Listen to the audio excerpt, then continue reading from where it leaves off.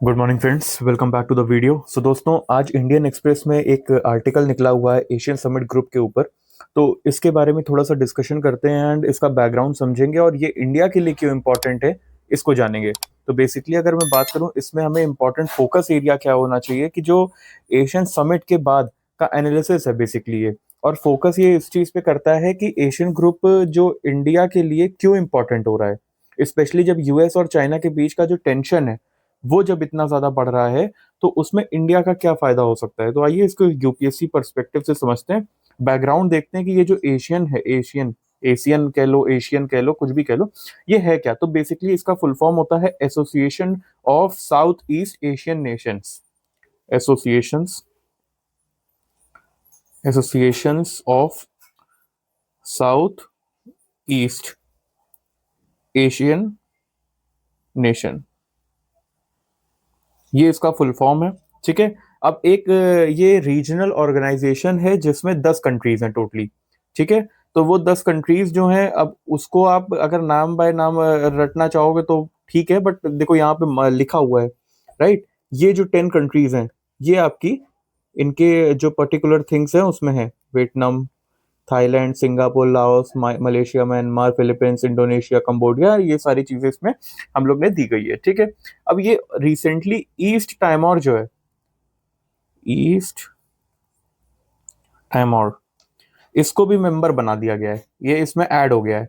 इसमें ऐड हो गया है। ये ग्रुप जो है वो 1967 में बना था। इनिशियली पॉलिटिकल पर्पस के लिए था, जैसे कम्युनिज्म। ठीक है। कम्युनिज्म के स्प्रेड को रोकने के लिए, कम्युनिज्म के स्प्रेड को रोकने के लिए जो कम्युनिज्म था, इसको रोकने के लिए कि भाई बहुत ज्यादा कम्युनिज्म जो था वो स्प्रेड हो रहा था, तो उसको रोकने के लिए। बट अब जो है ना, अब इसका फोकस इकोनॉमिक और सिक्योरिटी कॉपरेशन पे ही है। तो अब जो फोकस है नाउ, ये इसका किस पे आ गया, इकोनॉमिक पे प्लस सिक्योरिटी पे। तो अब इन्हीं पे इनका फोकस रह चुका है कॉपरेशन के लिए। अब इंडिया के लिए ये क्यों इतना सिग्निफिकेंस रखता है।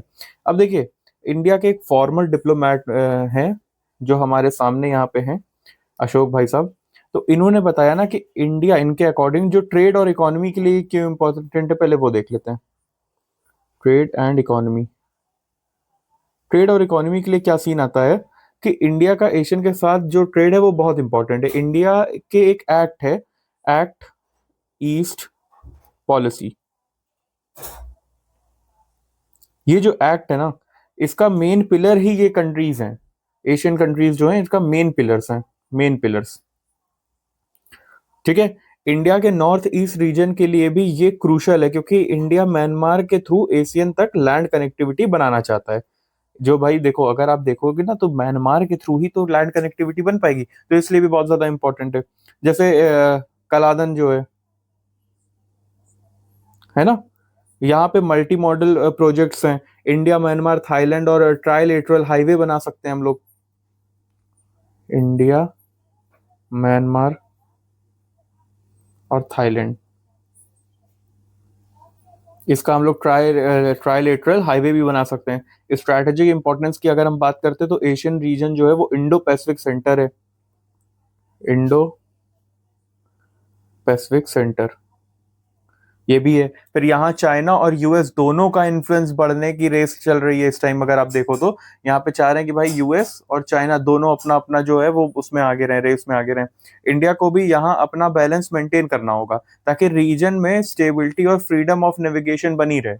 ठीक है। तो क्या क्या चीजें इंपॉर्टेंट हो गई हमारे पास, की पॉइंट्स क्या मिल गए, फ्रीडम प्लस स्टेबिलिटी। ठीक है। ये दोनों फ्रीडम किस चीज की भाई, नेविगेशन, नेविगेशन की फ्रीडम, ये जो है बैलेंस मेंटेन करना होगा, बनी रहे हमारे पास। ठीक है। अब कॉन्टेक्स्ट की अगर हम बात करते हैं, तो यूएस चाइना का जो टसल हुआ है, यूएस चाइना के बीच में जो लड़ाई हो रही है, यूएस वर्सेस चाइना, लड़ाई तो नहीं कहोगे लेकिन जो टसल हुआ है वो क्या हो रहा है, वो क्यों हो रहा है। देखो क्या था ना कि पहले यूएस रीजन में इसमें डोमिनेट पावर करता था अपनी। पहले जो था वो यूएस इसमें अपना जो डोमिनेंस था वो दिखाता था, क्योंकि वो सिक्योरिटी प्रोवाइड करता था, सिक्योरिटी प्रोवाइडर। यूएस जो था वो सिक्योरिटी प्रोवाइडर था। लेकिन अब चाइना अपना इन्फ्लुएंस जो है वो धीरे धीरे बढ़ा रहा है, जैसे साउथ चाइना सी में एक्सपेंशन कर रहा है ना। तो ये सारी चीजें, कुछ उसमें आइलैंड्स भी हैं, उस पर भी उन्होंने क्लेम किया है। तो चाइना का सीन ये है कि साउथ चाइना सी में जो एक्सपेंशन है, प्लस साथ में भाई जो उन्होंने अभी जो पार्सल आइलैंड है उस पर क्लेम भी किया है ना, स्पार्टली और पार्सल आइलैंड पे, प्लस इसका क्लेम जो है। तो इससे क्या हो रहा है ना, देखा जा रहा है कि चाइना अपना डोमिनेंस थोड़ा सा बढ़ाना चाह रहा है। अब एशियन कंट्री इस बीच में बैलेंस बनाना चाहती हैं, लेकिन वो बन नहीं पा रहा अभी करंटली। ठीक है, इंडिया भी यही करना चाह रहा है। इंडिया चाइना के एक्सपेंशन को काउंटर करते हुए एशियन के साथ कॉपरेशन बढ़ाता है। तो इंडिया का इसलिए थोड़ा सा इसमें इन्फ्लुएंस हो रहा है।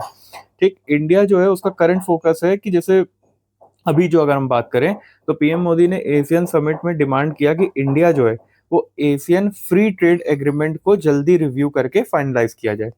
क्या चाहते, Asian free free trade agreement पे मैंने एक वीडियो भी बनाई थी, वो भी आप चेकआउट कर सकते हो। तो इसको जल्दी से रिव्यू करके इसको जल्दी से जल्दी फाइनलाइज किया गया। और जरूरी क्यों है, इंपॉर्टेंट क्यों है ये, वाई इट इज इंपॉर्टेंट, क्योंकि 2009 के जो फ्री ट्रेड एग्रीमेंट में इंडिया के लिए कुछ ट्रेड जो थे वो डिसएडवांटेज थे। ठीक है, और न्यू जो एफटीए है, फ्री ट्रेड एग्रीमेंट, उससे इंडिया को एक्सपोर्ट अपॉर्चुनिटीज और फेयर फेयर ट्रेड डील जो होगी वो मिलेगी, फेयर ट्रेड डील मिलेगी।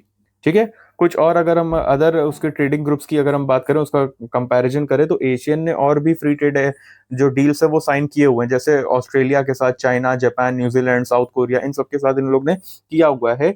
और एक और मेजर एग्रीमेंट है जिसको हम लोग बोलते हैं, यहाँ पे मैं लिखता हूँ सो दैट अच्छे से समझ में, CPTPP। अब ये क्या होता है, इसका एक comprehensive and progressive comprehensive and progressive agreement of for trans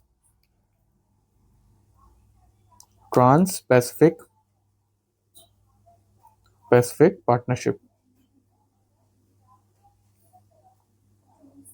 मेरी राइटिंग जरूर खराब लग रही होगी, लेकिन आपको पूरी इंफॉर्मेशन मिल रही है।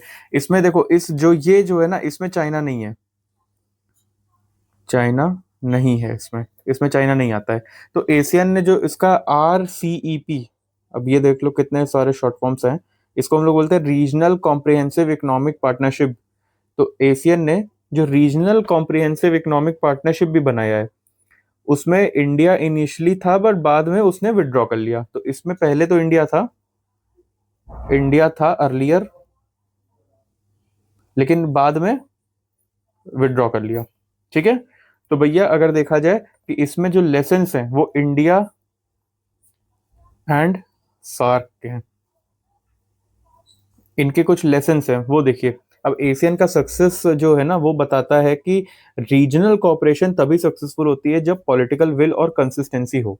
तो इसमें सबसे इंपॉर्टेंट चीज है कि आपकी जो विल है, पॉलिटिकल विल प्लस कंसिस्टेंसी, वो होनी चाहिए।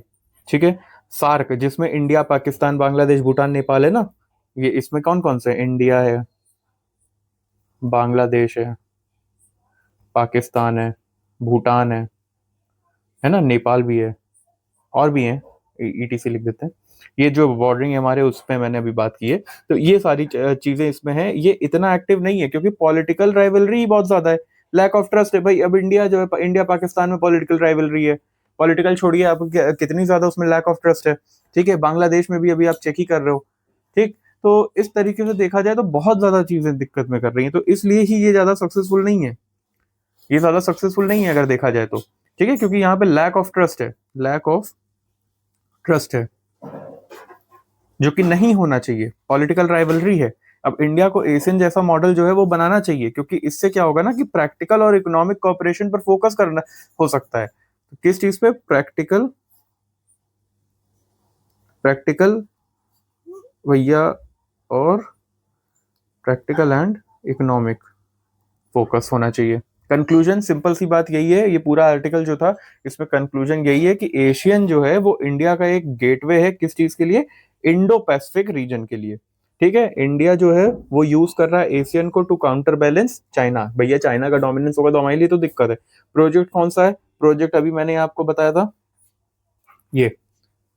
ठीक है, कालाधन, कालाधन प्रोजेक्ट है, फिर ट्राइलेटरल हाईवे वाला प्रोजेक्ट है। तो ये चीज चाह रहा है कि भैया इन सब चीजों के लिए हमारे लिए स्ट्रेटेजिकली ये बहुत इंपॉर्टेंट है।